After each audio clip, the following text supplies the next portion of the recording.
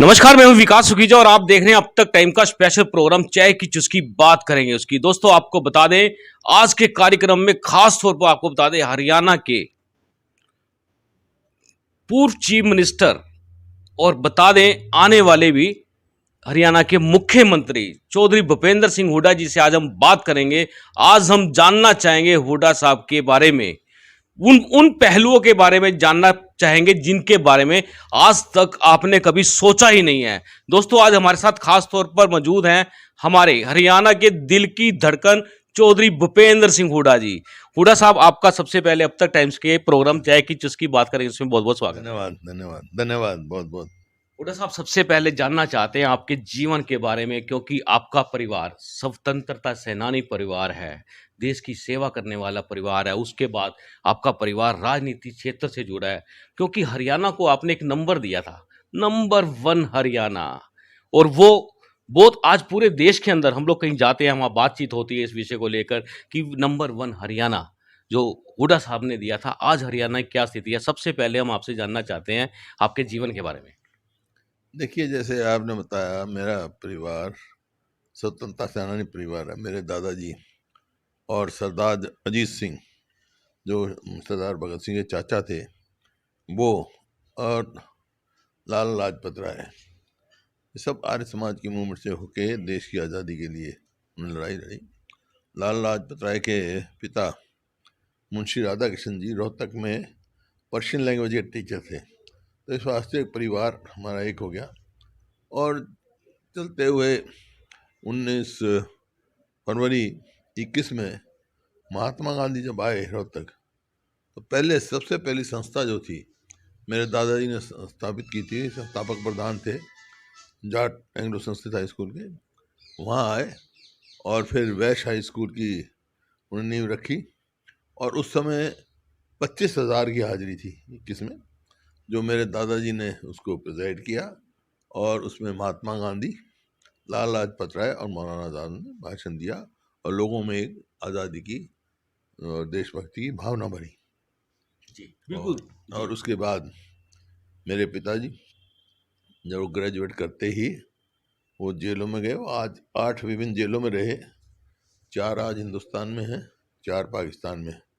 और संविधान सभा के सबसे कम उम्र के जेल से छूटते ही वो आखिरी कैदी थे जो अंग्रेजों ने छोड़े, और जेल से छूटते ही वो संविधान सभा के सदस्य इलेक्ट हो गए थे। वो भी 7 विभिन्न सदनों के सदस्य रहे हैं। शायद कोई दुनिया में नहीं रहा है 7 विभिन्न सदनों का।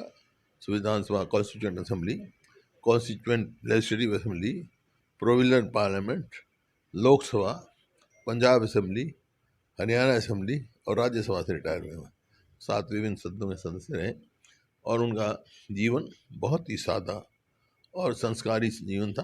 उन्हीं से प्रेरणा लेके हमने आगे कार्रवाई शुरू की। मैं शुरू में सैनिक स्कूल में पढ़ा, चंडीगढ़ 10वीं की, फिर ग्रेजुएशन रोहतक से की, फिर लॉ दिल्ली से की। उसके बाद चलते चलते 1982 पहला चुनाव लड़ा मैं, कामयाब नहीं हुआ, लेकिन 1991 में आया। उस समय चौधरी देवीलाल जो डिप्टी प्राइम मिनिस्टर थे, पार्टी ने उनके खिलाफ मेरे को खड़ा किया, तो लोगों ने मेरे को जिताया। और लगातार 3 बार, तीनों बार वो लड़े, तीनों बार लोगों ने मेरे को जिताया। इसी प्रकार से 4 बार मैं सांसद रहा हूँ और 5वीं बार ये मेरी विधायक हूँ। और 2 बार 2 टर्म मुख्यमंत्री रहा, पार्टी का प्रधान रहा 5-6 साल, और विपक्ष का नेता अब 3री बार बन रहा हूँ। ये आपकी। बिल्कुल दोस्तों, आपको बता दें ये हैं हमारे भूपेंद्र सिंह हुड्डा जी। और सबसे बड़ी बात आपको बता देता हूँ, करनाल के सैनिक स्कूल में शिक्षा ग्रहण की है और करनाल से आपका बहुत बड़ा लगाव है। करनाल के पत्रकारों को भी आप अपने छोटे भाई बच्चों की तरह बड़ा प्यार करते हैं। हुड्डा साहब, करनाल के बारे में क्या कहना चाहेंगे आप? बिल्कुल, करनाल से तो लगाव कुदरती है। सैनिक स्कूल में पढ़ता था तो रात को 9 से 12 पिक्चर देखने करनाल आता था। हमारे टीचर्स को पता लगता तो फिर बड़ी सज़ा मिलती थी हमारे को, लेकिन दोस्ती थी, आ जाते थे हम। करनाल से विशेष लगाव क्योंकि मेरा कार्य क्षेत्र रहा और शिक्षा यहाँ प्राप्त की, तो कुदरती बात है।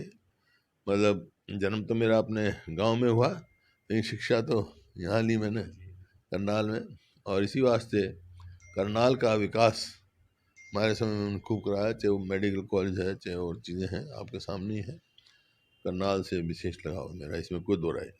हुड्डा साहब, एक खासियत जो मैंने आपके अंदर नोट की है, आपको गुस्सा आता है लेकिन वो एकदम से प्यार में बदल जाता है। ये बड़ी खासियत है जो मैंने नोट की, आपको मैं लंबे समय से जानता हूँ। एक समय था आपने मुझे हरियाणा भवन में बेस्ट जर्नलिस्ट का अवार्ड भी दिया था, और जब आप गुस्सा करते हैं लेकिन एक सेकंड में बड़ा प्यार आ जाता है, और जो मुस्कान है आपके चेहरे की वो एकदम आकर्षित करती है। नहीं, गुस्सा तो मेरे को वैसे कम ही आता है, जी। लेकिन एक टेम्पररी फेज आता है, कई दफ़ा हर इंसान में होता है, लेकिन मैं अपने आप पे संयम रखने की कोशिश करता हूँ। हुड्डा साहब, हरियाणा आपके समय में नंबर 1 पे रहता था।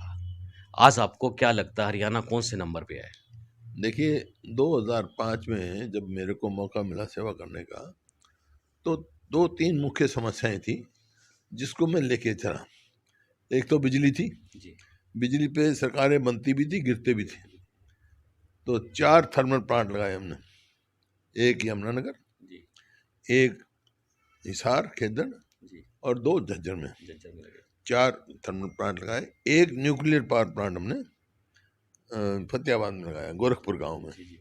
तो इस वजह से जब बिजली, जब तक हमारी सरकार रही, आज भी ये तो बिजली की कमी आज है, कोई हरियाणा में कोई नहीं है कमी, इस वास्ते है कि जितनी क्षमता है उसका पूरा हम उपयोग नहीं कर रहे हैं, लेकिन अदरवाइज बिजली हरियाणा सरप्लस।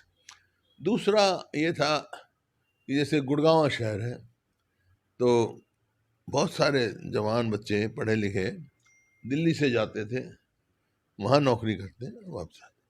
तो मैंने कंपनी वालों से पूछा कि भाई ये क्या बात, तुम हरियाणा के बच्चों क्यों नहीं लेते, दिल्ली से आते हैं?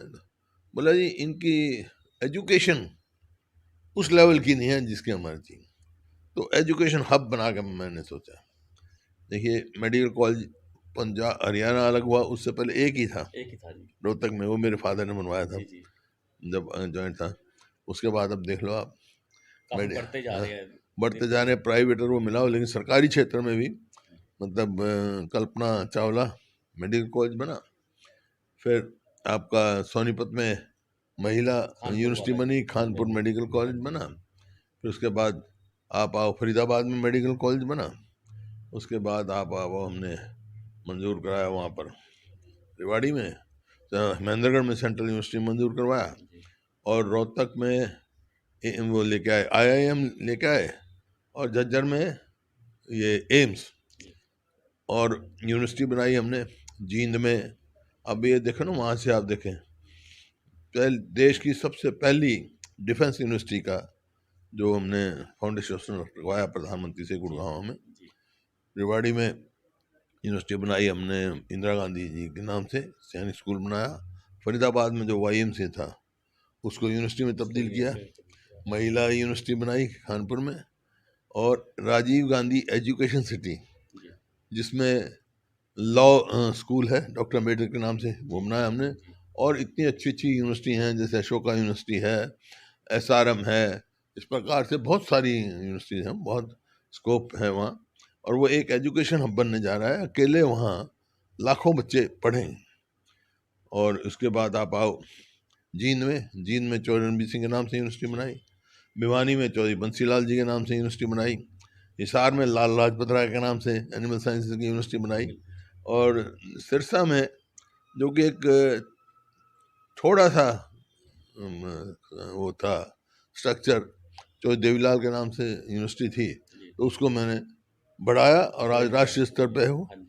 तो ये आप देखते हो आज एजुकेशन, हमारे बच्चे इंजीनियरिंग के लिए, मेडिकल के लिए बाहर जाते थे, बहुत बड़ी बड़ी फीस देते थे जैसे। तो यहाँ आज किसी को इंजीनियरिंग के लिए बाहर जाने की जरूरत नहीं है। हुड्डा साहब, बड़ा उस समय बहुत बड़ा बूम आया था शिक्षा को लेकर, आपकी सरकार के समय में काफ़ी कॉलेज खुले, GNM कॉलेज खुले, बहुत खुले, शिक्षा को बहुत बढ़ावा दिया गया। ये सोच आपने जो वो पॉइंट पकड़ा था, ये बड़ा सकारात्मक रहा है। देखिए, मैं दोनों बात थी ना, मैं शिक्षा का और ये मतलब आपका जैसे बिजली का, हाँ जी। तीसरा इंफ्रास्ट्रक्चर।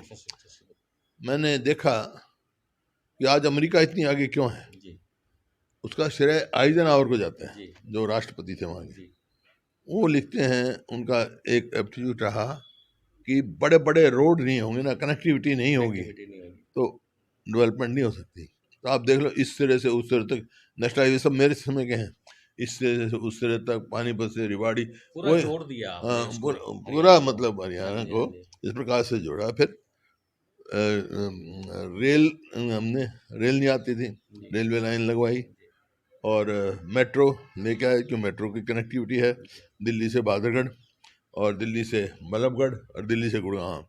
और हमारी सरकार होती तो अब तक एक रोहतक पहुंच जाता, एक पलवल पहुंच जाता मेट्रो, जी और एक सोनीपत पहुंच जाता, जी। जो एजुकेशन सिटी को टच जो करता एजुकेशन है, सिटी को टच करता ताकि है। इन लोगों को सुविधा होती। लेकिन मेरे को अफसोस इस बात का, जो आपने कहा, 2014 में हरियाणा जो है प्रति व्यक्ति आय और प्रति व्यक्ति निवेश में नंबर 1 था। जी बिल्कुल। आज जो है हरियाणा पिछड़ रहा है। आज जो है हरियाणा पूरे देश में महंगाई में नंबर 1 पर है। आज पूरे देश में बेरोजगारी में नंबर 1 पर जी है। जी अपराध बहुत, ऐसा प्रतीत हो तो सरकार है ही नहीं, और 1 इंच मेट्रो नहीं बनाई, 1 इंच रेलवे लाइन नहीं थी, कोई बड़ा इंस्टीट्यूशन नहीं बनाया जो शिक्षा का इंस्टीट्यूशन हो। जैसे जैसे हमारे यहाँ जज्जर में नेशनल कैंसर इंस्टीट्यूट बना, 2200 करोड़ रुपए उसको बने। ऐसा कोई वो नहीं लेके आए, जबकि मेरे समय में कोई ऐसा नहीं है। आप देख लें, पंचकुला में जो है National Institute of Fashion Technology जी जो कहते हैं, और कुरुक्षेत्र में देश का दूसरा नेशनल इंस्टीट्यूट ऑफ डिज़ाइन। बिल्कुल जी। कोई कोई देख लें, आप किसी जगह देख लें, और इतना फैल नहीं बात हुड्डा है। साहब, आपने ये सब चीजें उठाई हैं और एक चीज रह गई जो इस समय नासूर बनता जा रहा है, वो है भ्रष्टाचार। हुड्डा साहब, इस भ्रष्टाचार को लेकर आपका क्या कहना है? देखिए, ये आज के दिन भ्रष्टाचार चरम सीमा पर है।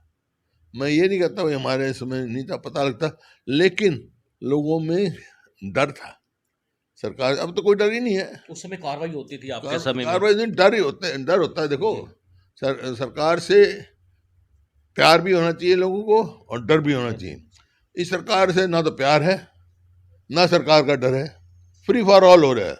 भ्रष्टाचार में कोई रोक टोक नहीं हो रही। आप स्वयं देख लें जाके, आपको पता लग जाएगा। बिल्कुल सही बात है दोस्तों। अगर आप देखें हरियाणा की नब्ज को टटोल के देखें तो आपको बता देंगे हरियाणा में इस समय चल क्या रहा है। हुड्डा साहब, बड़ा अपडेट चल रहा है इस समय हरियाणा के संगठन को लेकर, नेतृत्व को लेकर। उसकी स्थिति क्या है? लोगों को र्यूमर्स फैल जाते हैं काफ़ी। भी शैलजा जी त्यागपत्र दे रही हैं, हुड्डा साहब बन रहे हैं अध्यक्ष, दीपेंद्र भाई बन रहे हैं, या फिर ये पूरा चल क्या रहा है संगठन के अंदर? संगठन की मजबूती में जिस तरह से आपका अनुभव है, वो कहाँ तक काम आएगा? देखिए, हमारे यहाँ पिछले 7 साल से, बल्कि 8 साल के करीब से कोई संगठन है ही नहीं। और संगठन ना होना, क्यों, छोटे लेवल पर, ब्लॉक लेवल पर, जिला लेवल पर वो संगठन नहीं है। और संगठन ना होना किसी भी संगठन के लिए, नीचे संगठन ना होना, वो कोई अच्छी बात नहीं है, संगठन की कमजोरी होती है। अब एनरोलमेंट चल रही है, मेरे को पूरी उम्मीद है कि मजबूत संगठन बनेगा। तो हुड्डा साहब, आप किसको रिकमेंड कर रहे हैं? हमारे पास तो आपका नाम आ रहा है, आप अध्यक्ष बनने जा रहे हैं हरियाणा का। ऐसा पूरे प्रदेश में एक जैसे आपका नाम आता है तो लोगों के चेहरे पे खुशी आ जाती है। तो क्या इसमें सच्चाई क्या लग रही है? आपका नाम आ रहा है या दीपेंद्र जी बनने जा रहे हैं? फिर एक नाम थोड़ा-सा अगर बात करें कि उसमें चले जाएँ, अनुसूचित जाति में चले जाएँ, तो गीता बुक्कल जी का भी नाम आ रहा है। आपको क्या लगता है कैसे संगठन मजबूत होगा? देखिए, होगा संगठन में, बता रहा हूँ, अभी तो एनरोलमेंट चल रही है, बाकी जो हाईकमांड जो फैसला करेगा सबको मान्य होता है। हुड्डा साहब, संगठन में जो जैसे हरियाणा में गुटबाजी को लेके भी बड़ी बातें उठती हैं कि गुटबाजी बहुत है, अलग-अलग से धड़े बने हुए हैं, और सबसे जो मजबूत है जो, वो आपके हाथ की कमान है, सबसे ज़्यादा मजबूत देखी जाए, वो दिखता भी है, सबको दिखता भी है। उसके बावजूद भी जो ये गुटबाजी है, ये कैसे खत्म हो पाएगी? नहीं, गुटबाजी नहीं है, बाकी बड़ा संगठन है, इसमें मतभेद हो सकते हैं, होने भी चाहिए प्रजातंत्र में। कोई एक बात, आप कोई, हम बात करते हैं, आपको कोई बात का सुझाव कुछ होगा, मेरा सुझाव कुछ होगा, लेकिन मनभेद नहीं है। संगठन मजबूत है, एक एक। हुड्डा साहब, मेरा सवाल है इसमें, पिछले काफ़ी समय से, काफ़ी लंबा अरसा हो गया है, संगठन नहीं बन पा रहा है, तो अब क्या तैयारी है पूरी, कितने दिन में बन सकता है संगठन? संगठन तो भर्ती चल रही है, जल्दी बनेगा संगठन, नीचे से लेके ऊपर तक संगठन बनेगा। डॉक्टर साहब, एक जो मामला भी पीछे चला था G23, ये G23 क्या? लोग पूछते हैं हमारे से कि ये G23 है क्या, आखिरकार क्या है? अब ये वो G23 24 25 हो गया, क्या हो गया, इसमें सच्चाई क्या है? ये जो G23 है, ये तो आप लोगों का नाम दिया हुआ है। चलिए, जो पार्टी के वरिष्ठ नेता हैं, हमने सबने कांग्रेस प्रधान को लेटर लिखा, जो हमारी अध्यक्षा हैं, कि भाई कांग्रेस को मजबूत कैसे कर सकते हैं। सुझाव थे हमारे, और जैसे जरूरत पड़ेगी फिर सुझाव देंगे, क्योंकि हम चाहते हैं कि प्रजातंत्र के हित में और देश के हित में विपक्ष का, सरकार किसकी बनती है इस बात से नहीं है, सरकार कांग्रेस की बने, सरकार बीजेपी की बने, लेकिन विपक्ष जो है मजबूत होना चाहिए, जब भी प्रजातंत्र कायम रहेगी और देश मजबूत होगा। डॉक्टर साहब, आप अध्यक्ष बन जाते हैं तो CLP लीडर कौन रह सकता है? ये तो आपका हाइपोथेटिकल सवाल है, इसमें तो मैं हाइपोथेटिकल सवालों का कभी जवाब क्योंकि देता आपको नहीं। आपको क्योंकि हरियाणा स्वीकार करेगा जी, इसलिए। मैं कहा हाइपोथेटिकल सवालों का मैं कभी जवाब नहीं देता। तो आपको क्या लगता है इस समय कांग्रेस की जो स्थिति है इस समय हरियाणा के अंदर, किस किस स्थिति पे खड़ा हुआ है कांग्रेस का? नहीं, कांग्रेस की जहाँ तक है, लोग जो हैं, हरियाणा के लोग कांग्रेस की ओर ही देख रहे हैं। वो जो हमारे कार्यकाल था उसको याद कर रहे हैं, और मौजूदा सरकार से वो विमुख हो चुके हैं, हर वर्ग, चाहे किसान है, मजदूर है, व्यापारी है, कर्मचारी है, शहरी है, ग्रामीण है, क्योंकि अब तक कोई ऐसा जनहित का फैसला इस सरकार ने नहीं लिया। ये तो नॉन परफॉर्मिंग सरकार है, जिसका बैंकों में हो जाता है ना, लोन ले फिर वो आ जाता है भाई, तो नॉन परफॉर्मिंग लोन हो गया। तो ये नॉन परफॉर्मिंग सरकार है, और इवेंट मैनेजमेंट की सरकार है। इवेंट मैनेजमेंट अच्छा करना था इनको, बड़ा भारी करेंगे, एडवर्टीजमेंट पे कितना पैसा लगाया अंदाज़ा लगाओ, हैं गुड़गांव में किया, सारे दुनिया से आदमी बुलाए, इवेंट मैनेजमेंट क्या, और कहा भाई 6 लाख करोड़ की इन्वेस्टमेंट आएगी, आई नहीं, 6,000 करोड़ की। इसी प्रकार से जो हमने राज्यपाल जी का अभिभाषण था उसमें लिख दिया कि हम 1 लाख करोड़ की इन्वेस्टमेंट करेंगे और 5 लाख लोगों को वो देंगे। आप इन्वेस्टमेंट का रिकॉर्ड देखो इनका, 2016 में 15 में तो शायद 5,000 करोड़ के करीब आए होगी, अब पिछले साल तो 1,600 कुछ करोड़ आई है। 2,000 मान लो एवरेज करोड़, 2,000 करोड़ साल की है, तो 1 लाख इन्वेस्टमेंट कितने साल में होगा? 50 साल में। 50 साल में होगा। तो मैं कह रहा हूँ इवेंट मैनेजमेंट 50 साल में 1 लाख करोड़ एक की पीढ़ी इन्वेस्टमेंट पीढ़ी एक करेंगे, पीढ़ी लग जब जाएगी 5 इसमें। लाखों को 5 लाख लोगों को नौकरी देंगे, ऐसे। डॉक्टर साहब, आपके परिवार का जो लेवल्स है वो दिन प्रतिदिन और मजबूत होता जा रहा है, पीढ़ियां ही पीढ़ियां, जैसे राजनीति में आप लोग सेवा कर रहे हैं, तो हुडा साहब पूरा हरियाणा आप दौरा लगाते हैं, हर जगह जाते हैं, हरियाणा की जो एक्चुअल स्थिति क्या है, क्योंकि आप लोगों से मिलते हैं, वो उन लोगों से मिलते हैं जो अपनी बात रख भी नहीं पाते हैं, आपसे खुलकर बात कर लेते हैं, हरियाणा की स्थिति क्या है इस समय? स्थिति ये है, हरियाणा के लोग कांग्रेस की ओर देख रहे हैं, और जिस प्रकार से सरकार बनी है, एक तो कह रहा था 75 पार करेंगे, दूसरा कह रहा था इनको यमुना पार करो, और चुनाव के बाद दोनों यार बन गए स्वार्थ में। तो जिस प्रकार की से सरकार बनी है, जिस प्रकार लोग अपने आप को ठगा महसूस कर रहे हैं और कांग्रेस की ओर देख। थोड़ा सा मेरा आखिरी सवाल है आपसे, करनाल में बहुत बड़ा कांड हुआ भ्रष्टाचार का, उसमें DTP पकड़ा जाता है, उसके बाद तहसीलदार पकड़ा जाता है, उसके बाद नगर निगम का SC पकड़ा जाता है, पूरा मामले भ्रष्टाचार के हैं, पूरी तरह से खुल गए हैं, बड़े बड़े लोगों के, अधिकारियों के नाम आ रहे हैं, लेकिन जांच, अगर जांच की बात करें, अब बिल्कुल स्लो हो चुकी है। आपको क्या लगता है ये ऐसा क्यों होता है?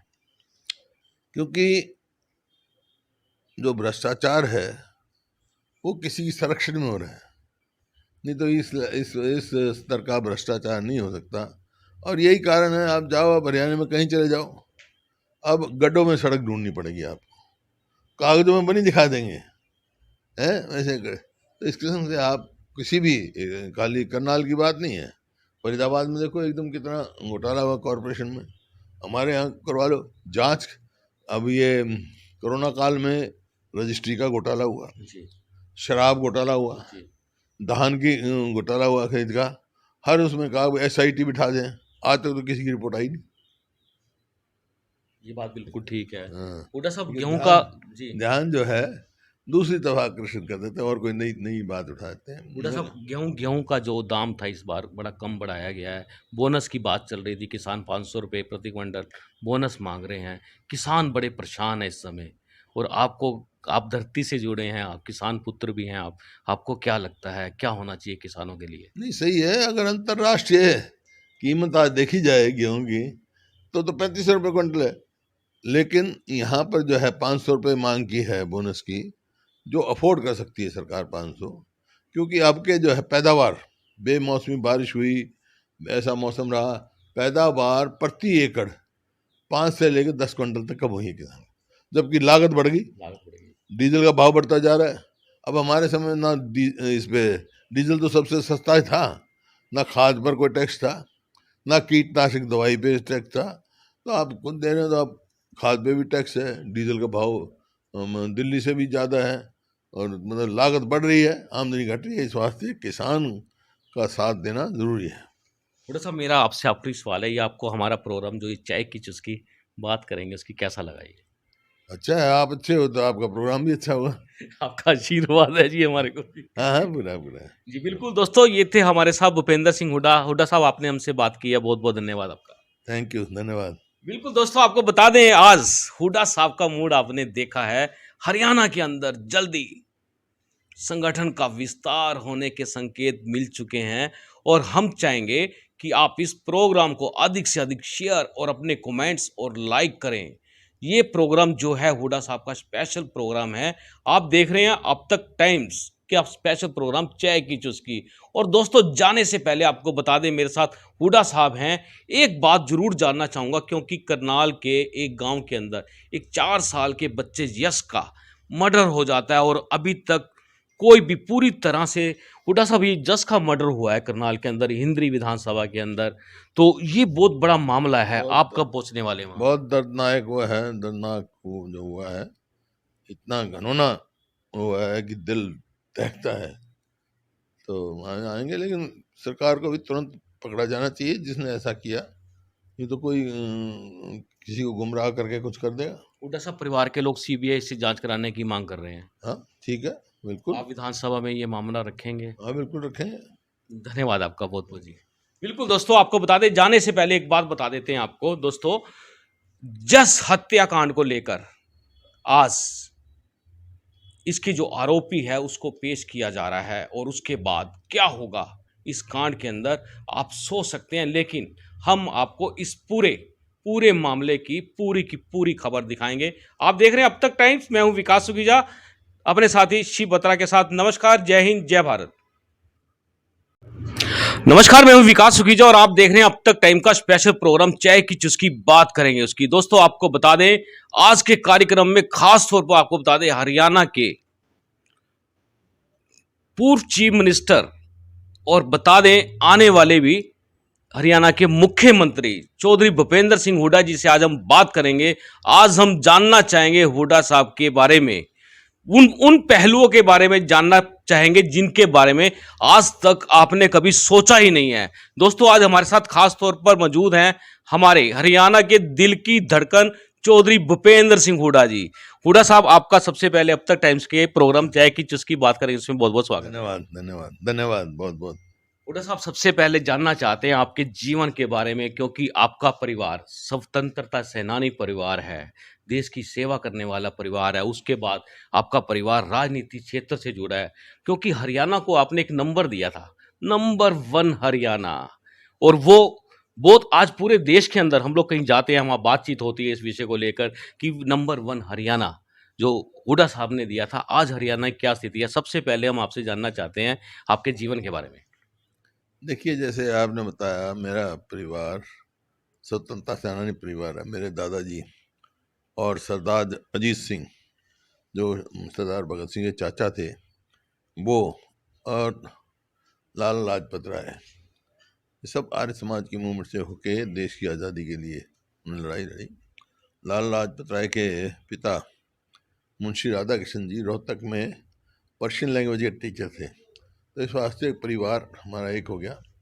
और चलते हुए 19 फरवरी 21 में महात्मा गांधी जब आए रोहतक, तो सबसे पहली संस्था जो थी मेरे दादाजी ने स्थापित की थी, संस्थापक प्रधान थे, Jat Anglo Sanskrit high school के, वहाँ आए और फिर वैश्य हाई स्कूल की उन्होंने नींव रखी।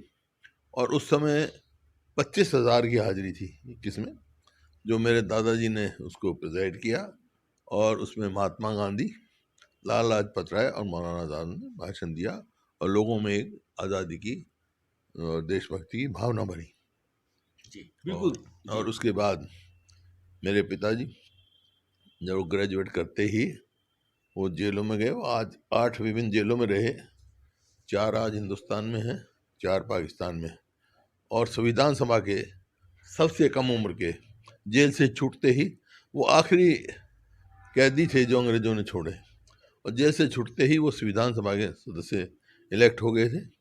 वो भी 8 विभिन्न 7 विभिन्न सदनों के सदस्य रहे हैं। शायद कोई दुनिया में नहीं रहा है 7 विभिन्न सदनों का।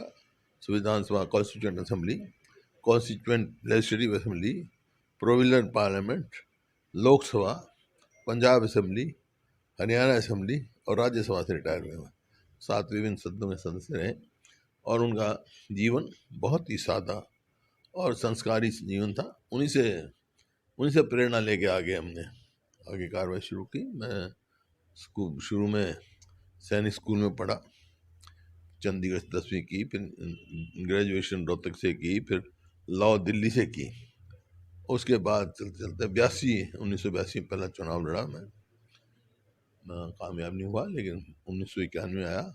उस समय चौधरी देवीलाल जो डिप्टी प्राइम मिनिस्टर थे, पार्टी ने उनके खिलाफ मेरे को खड़ा किया, तो लोगों ने मेरे को जिताया।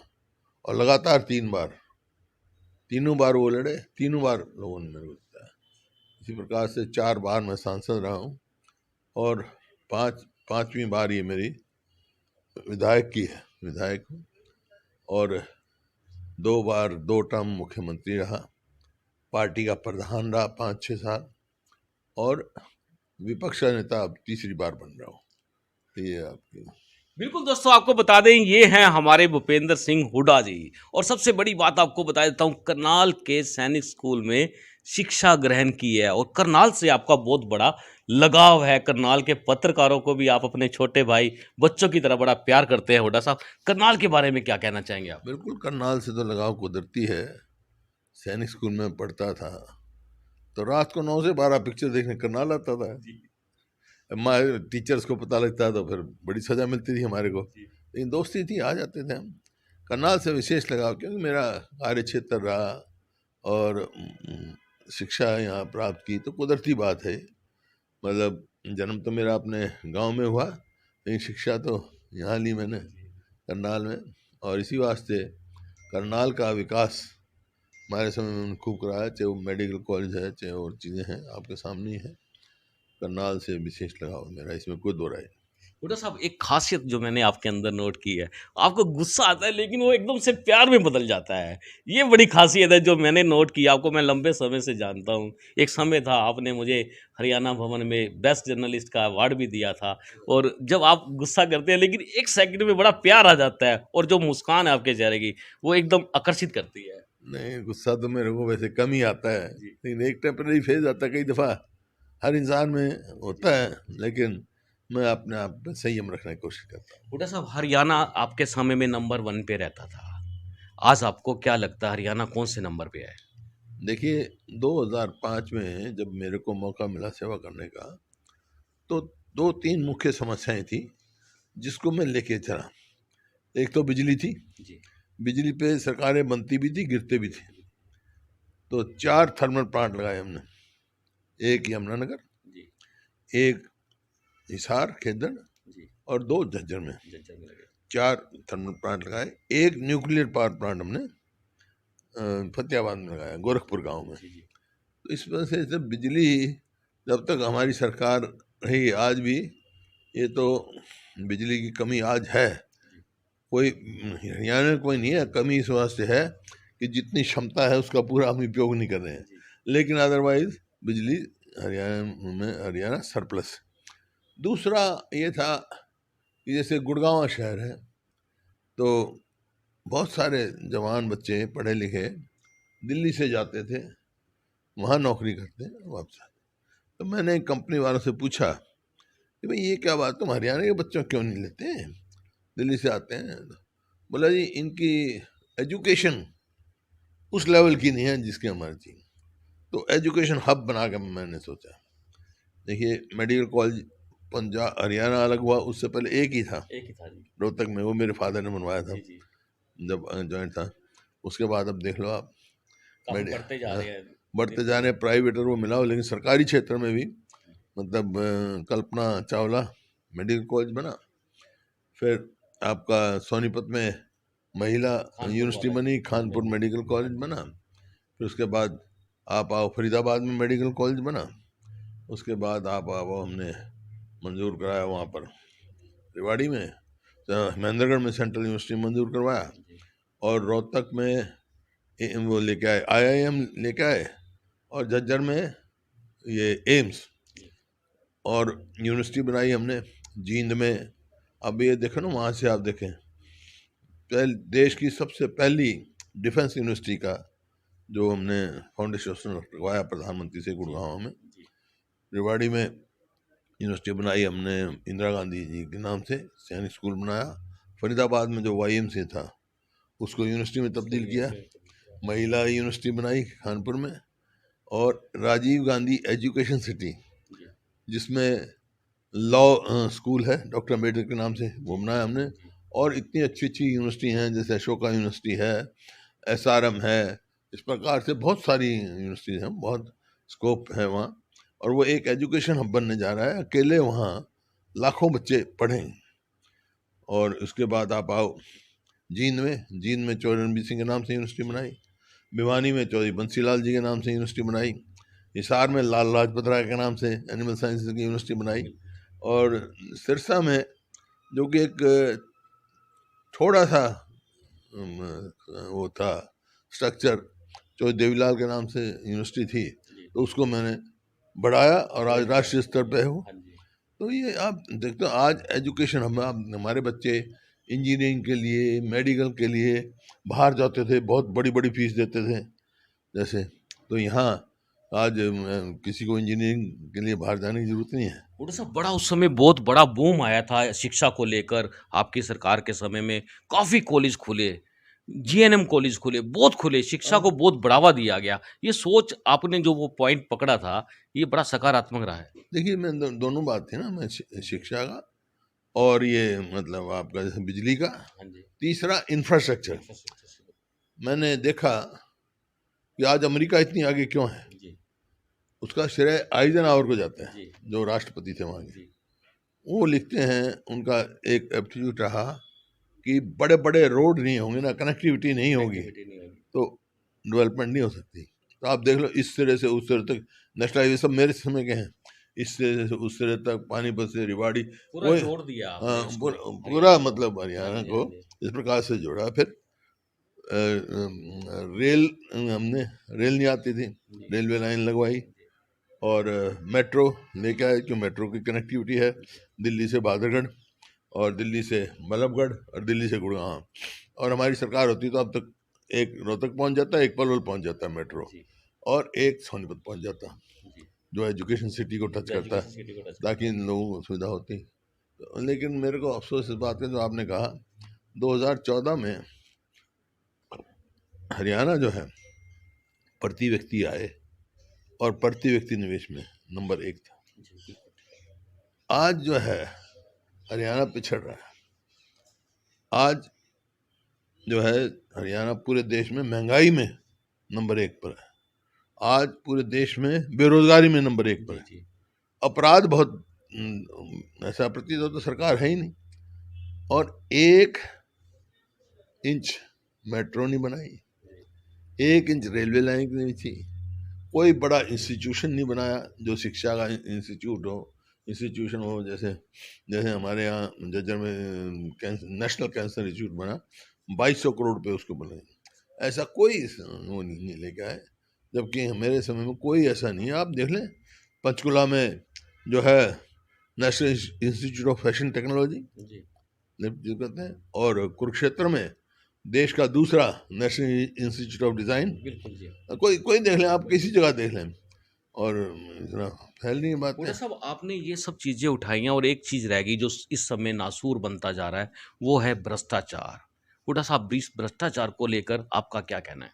देखिए, ये आज के दिन भ्रष्टाचार चरम सीमा पर है। मैं ये नहीं कहता भाई हमारे समय नहीं था, पता लगता, लेकिन लोगों में डर था।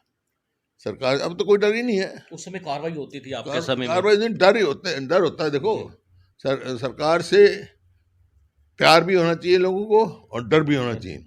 इस सरकार से ना तो प्यार है, ना सरकार का डर है, फ्री फॉर ऑल हो रहा है। भ्रष्टाचार में कोई रोक टोक नहीं हो रही। आप स्वयं देख लें जाके, आपको पता लग जाएगा। बिल्कुल सही बात है दोस्तों, अगर आप देखें हरियाणा की नब्ज को टटोल के देखें तो आपको बता देंगे हरियाणा में इस समय चल क्या रहा है। हुड्डा साहब अभी बड़ा अपडेट चल रहा है इस समय हरियाणा के संगठन को लेकर, नेतृत्व को लेकर। उसकी स्थिति क्या है? लोगों को र्यूमर्स फैल जाते हैं काफ़ी। भी शैलजा जी त्यागपत्र दे रही हैं, हुड्डा साहब बन रहे हैं अध्यक्ष, दीपेंद्र भाई बन रहे हैं, या फिर ये पूरा चल क्या रहा है संगठन के अंदर? संगठन की मजबूती में जिस तरह से आपका अनुभव है, वो कहाँ तक काम आएगा? देखिए, हमारे यहाँ पिछले 7 साल से, बल्कि 8 साल के करीब से कोई संगठन है ही नहीं। और संगठन ना होना, क्यों, छोटे लेवल पर, ब्लॉक लेवल पर, जिला लेवल पर वो संगठन नहीं है। और संगठन ना होना किसी भी संगठन के लिए, नीचे संगठन ना होना, वो कोई अच्छी बात नहीं है। संगठन की कमजोरी होती है। अब एनरोलमेंट चल रही है, मेरे को पूरी उम्मीद है कि मजबूत संगठन बनेगा। तो हुड्डा साहब आप किसको रिकमेंड कर रहे हैं? हमारे पास तो आपका नाम आ रहा है, आप अध्यक्ष बनने जा रहे हैं हरियाणा का। ऐसा पूरे प्रदेश में एक जैसे आपका नाम आता है तो लोगों के चेहरे पे खुशी आ जाती है। तो क्या इसमें सच्चाई क्या लग रही है? आपका नाम आ रहा है या दीपेंद्र जी बनने जा रहे हैं? फिर एक नाम थोड़ा-सा अगर बात करें कि उसमें चले जाएँ, अनुसूचित जाति में चले जाएँ, तो गीता बुक्कल जी का भी नाम आ रहा है। आपको क्या लगता है कैसे संगठन मजबूत होगा? देखिए, होगा संगठन में, बता रहा हूँ, अभी तो एनरोलमेंट चल रही है। बाकी जो हाईकमांड जो फैसला करेगा सबको मान्य होता है। हुड्डा साहब संगठन में जो जैसे हरियाणा में गुटबाजी को लेके भी बड़ी बातें उठती हैं कि गुटबाजी बहुत है, अलग-अलग से धड़े बने हुए हैं। वो सबसे जो मजबूत है वो आपके हाथ की कमान है, सबसे ज़्यादा मजबूत देखी जाए, वो दिखता भी है, सबको दिखता भी है। उसके बावजूद भी जो ये गुटबाजी है, ये कैसे खत्म हो पाएगी? नहीं, गुटबाजी नहीं है, बाकी बड़ा संगठन है। इसमें मतभेद हो सकते हैं, होने भी चाहिए प्रजातंत्र में। कोई एक बात, आप कोई हम बात करते हैं, आपको कोई बात का सुझाव कुछ होगा, मेरा सुझाव कुछ होगा, लेकिन मनभेद नहीं है।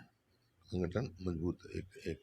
हुड्डा साहब मेरा सवाल है इसमें पिछले काफ़ी समय से काफ़ी लंबा अरसा हो गया है, संगठन नहीं बन पा रहा है, तो अब क्या तैयारी है पूरी? कितने दिन में बन सकता है संगठन? नहीं, संगठन तो भर्ती चल रही है, जल्दी बनेगा संगठन। नीचे से लेके ऊपर तक संगठन बनेगा। डॉक्टर साहब एक जो मामला भी पीछे चला था G23, ये G23 क्या? लोग पूछते हैं हमारे से कि ये G23 है क्या? आखिरकार क्या है? अब ये वो G23 24 25 हो गया, क्या हो गया? इसमें सच्चाई क्या है?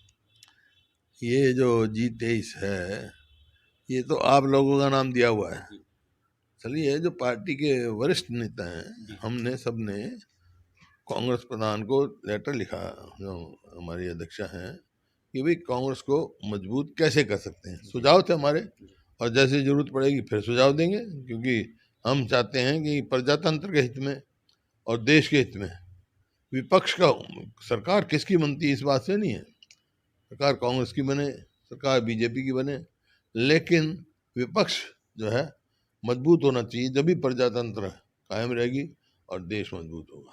डॉक्टर साहब आप अध्यक्ष बन जाते हैं तो CLP लीडर कौन रह सकता है? ये तो आपका हाइपोथेटिकल सवाल है। इसमें तो मैं हाइपोथेटिकल सवालों का कभी जवाब क्योंकि देता आपको नहीं। आपको क्योंकि हरियाणा स्वीकार करेगा जी, इसलिए। मैं कहा हाइपोथेटिकल सवालों का मैं कभी जवाब नहीं देता। तो आपको क्या लगता है इस समय कांग्रेस की जो स्थिति है इस समय हरियाणा के अंदर, किस किस स्थिति पे खड़ा हुआ है कांग्रेस का? नहीं, कांग्रेस की जहाँ तक है, लोग जो हैं, हरियाणा के लोग कांग्रेस की ओर ही देख रहे हैं। वो जो हमारे कार्यकाल था उसको याद कर रहे हैं, और मौजूदा सरकार से वो विमुख हो चुके हैं, हर वर्ग, चाहे किसान है, मजदूर है, व्यापारी है, कर्मचारी है, शहरी है, ग्रामीण है। क्योंकि अब तक कोई ऐसा जनहित का फैसला इस सरकार ने नहीं लिया। ये तो नॉन परफॉर्मिंग सरकार है। इसके बैंकों में हो जाता है ना, लोन लो फिर वो आ जाता है भाई तो नॉन परफॉर्मिंग लोन हो गया। तो ये नॉन परफॉर्मिंग सरकार है और इवेंट मैनेजमेंट की सरकार है। इवेंट मैनेजमेंट अच्छा करना आता है इनको, बड़ा भारी करेंगे, एडवर्टीजमेंट पे कितना पैसा लगाया अंदाज़ा लगाओ, हैं गुड़गांव में किया, सारे दुनिया से आदमी बुलाए, इवेंट मैनेजमेंट क्या और कहा भाई 6 लाख करोड़ की इन्वेस्टमेंट आएगी, आई नहीं 6,000 करोड़ की। इसी प्रकार से जो हमने राज्यपाल जी का अभिभाषण था उसमें लिख दिया कि हम 1 लाख करोड़ की इन्वेस्टमेंट करेंगे और 5 लाख लोगों को वो देंगे। आप इन्वेस्टमेंट का रिकॉर्ड देखो इनका, 2016 में बना में तो शायद 5,000 करोड़ के करीब आए होगी, अब पिछले साल तो 1,600 कुछ करोड़ आई है। 2,000 मान लो एवरेज करोड़, 2,000 करोड़ साल की है, तो 1 लाख इन्वेस्टमेंट कितने साल में होगा? 50 साल में। 50 साल में होगा। तो मैं कह रहा हूँ इवेंट मैनेजमेंट 50 साल में 1 लाख करोड़ एक की पीढ़ी इन्वेस्टमेंट पीढ़ी करेंगे, एक पीढ़ी लग जब जाएगी 5 इसमें। लाखों को 5 लाख लोगों को नौकरी देंगे ऐसे। हुड्डा साहब, आपके परिवार का जो लेवल्स है वो दिन प्रतिदिन और मजबूत होता जा रहा है, पीढ़ियां ही पीढ़ियां जैसे राजनीति में आप लोग सेवा कर रहे हैं। तो हुड्डा साहब, पूरा हरियाणा आप दौरा लगाते हैं, हर जगह जाते हैं, हरियाणा की जो एक्चुअल स्थिति क्या है, क्योंकि आप लोगों से मिलते हैं, वो उन लोगों से मिलते हैं जो अपनी बात रख भी नहीं पाते हैं, आपसे खुलकर बात कर लेते हैं। हरियाणा की स्थिति क्या है इस समय? स्थिति ये है, हरियाणा के लोग कौन सी ओर देख रहे हैं, और जिस प्रकार से सरकार बनी है, एक तो कह रहा था 75 पार करेंगे, दूसरा कह रहा था इनको यमुना पार करो, और चुनाव के बाद दोनों यार बन गए स्वार्थ में। तो जिस प्रकार की से सरकार बनी है, जिस प्रकार लोग अपने आप को ठगा महसूस कर रहे हैं और कांग्रेस की ओर देख। थोड़ा सा मेरा आखिरी सवाल है आपसे। करनाल में बहुत बड़ा कांड हुआ भ्रष्टाचार का, उसमें डीटीपी पकड़ा जाता है, उसके बाद तहसीलदार पकड़ा जाता है, उसके बाद नगर निगम का एससी पकड़ा जाता है। पूरा मामले भ्रष्टाचार के हैं, पूरी तरह से खुल गए हैं, बड़े बड़े लोगों के अधिकारियों के नाम आ रहे हैं। लेकिन जांच, अगर जांच की बात करें, अब बिल्कुल स्लो हो चुकी है। आपको क्या लगता है ये ऐसा क्यों होता है? क्योंकि जो भ्रष्टाचार है वो किसी संरक्षण में हो रहा है, नहीं तो इस स्तर का भ्रष्टाचार नहीं हो सकता। और यही कारण है, आप जाओ, आप हरियाणा में कहीं चले जाओ, अब गड्ढों में सड़क ढूंढनी पड़ेगी आपको, कागजों में बनी दिखा देंगे, हैं वैसे तो इस किस्म से आप किसी भी, खाली करनाल की बात नहीं है, फरीदाबाद में देखो एकदम कितना घोटाला हुआ कॉरपोरेशन में, हमारे यहाँ करवा लो जांच। अब ये कोरोना काल में रजिस्ट्री का घोटाला हुआ, जी शराब घोटाला हुआ, जी। धान की घोटाला हुआ खरीद का, हर उसमें कहा एसआईटी बिठा दें, आज तक तो किसी की रिपोर्ट आई नहीं।